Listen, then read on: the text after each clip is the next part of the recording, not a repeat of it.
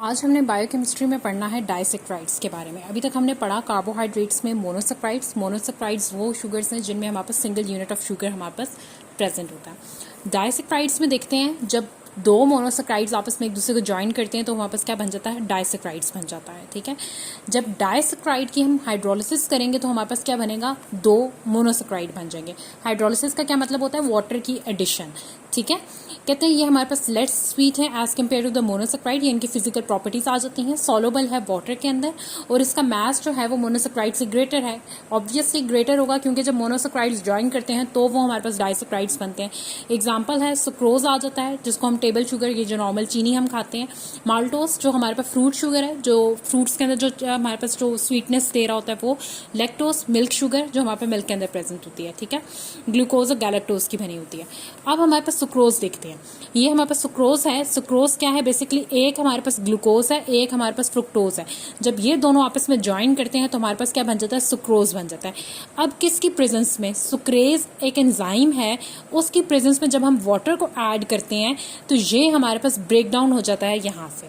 ठीक है, जब ब्रेक होगा तो एक के पास ओ, ये ओ जैसे यहाँ से ब्रेक हुआ, ये यहाँ पे ब्रेक हो गया, इसके पास क्या आ गया, हाइड्रोजन आ गया और ये जो ऑक्सीजन OH बचा वाटर का वो इसके पास चला गया तो हमारे पास ये बच गया। एक के पास OH आ गया, एक के पास हाइड्रोजन आ गया वाटर का। ठीक है, हाइड्रोलिसिस हुई, एक ग्लूकोज बन गया, दूसरा क्या बन गया, फ्रुक्टोज बन गया वापस।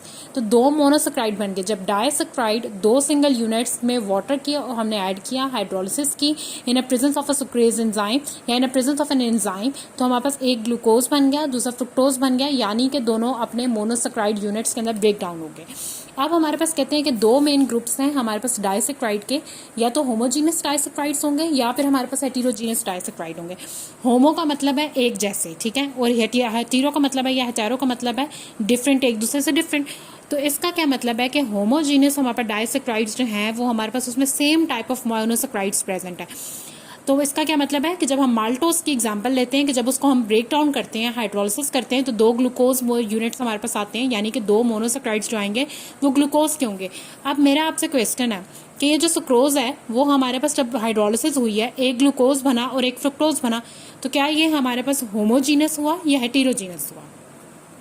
हेटेरोजीनस हमारे पास कौन सा होता है, जो हमारे पास different type of monosaccharide units देते हैं। तो ऑब्वियसली हमारे पास सुक्रोज वाला क्या हुआ, हेटेरोजीनस हो गया क्योंकि एक ग्लूकोज यूनिट था और दूसरा क्या था, फ्रुक्टोज यूनिट था।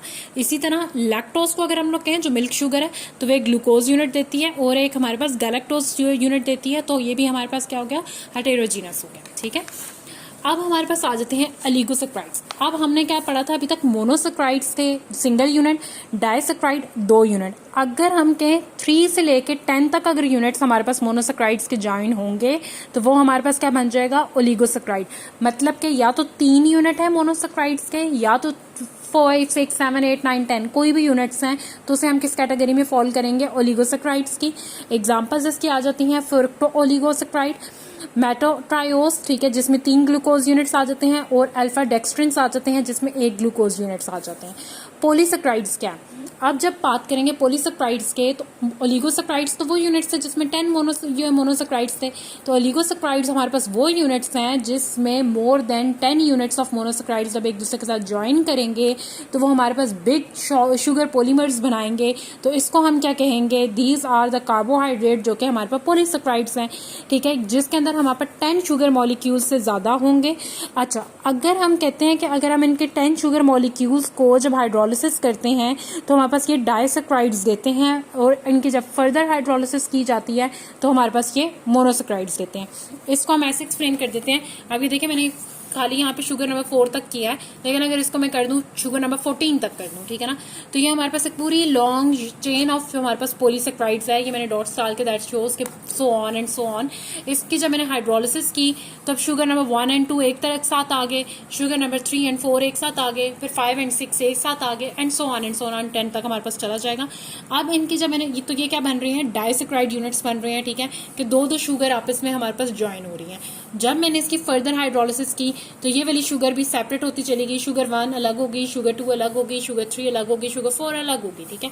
तो ये हमारे पास क्या बन गया, हाइड्रोलिसिस और फर्दर मोनोसेक्राइड्स बन गए। तो ये पॉलीसेक्राइड्स था, हाइड्रोलिसिस के ऊपर ये डाइसेक्राइड बने और फर्दर हाइड्रोलिसिस के ऊपर ये हमारे पास मोनोसेक्राइड्स बनते चले गए। अब ये जो है हमारे पास सेक्राइड्स, ये हमारे पास बहुत ज़्यादा सेक्राइड्स जब आपस में ज्वाइन होते हैं वो पॉलीसेक्राइड्स बना देते हैं। कहते हैं कि जो पॉलीसेक्राइड्स हैं वो टेस्टलेस होते हैं और ऑप्टिकली इनएक्टिव होते हैं। दीज मॉलिक्यूल्स मास जो है वो ग्रेटर है देन डाइसेक्राइड्स एंड मोनोसेक्राइड्स। और कहते हैं कि they serve as a stores of the fuel, for example glycogen and starch.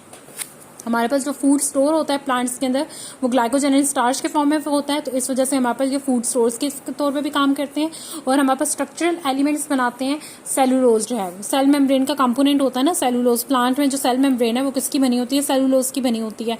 अब हमारे पास आ जाते हैं होमोपोलीसेक्राइड्स आ जाते हैं। जैसे हमने होमोडाइसेक्राइड्स एंड हेटेरोडाइसेक्राइड्स पढ़ा, इसी तरह होमोपोलीसेक्राइड्स एंड हेटेरोपोलीसेक्राइड्स है।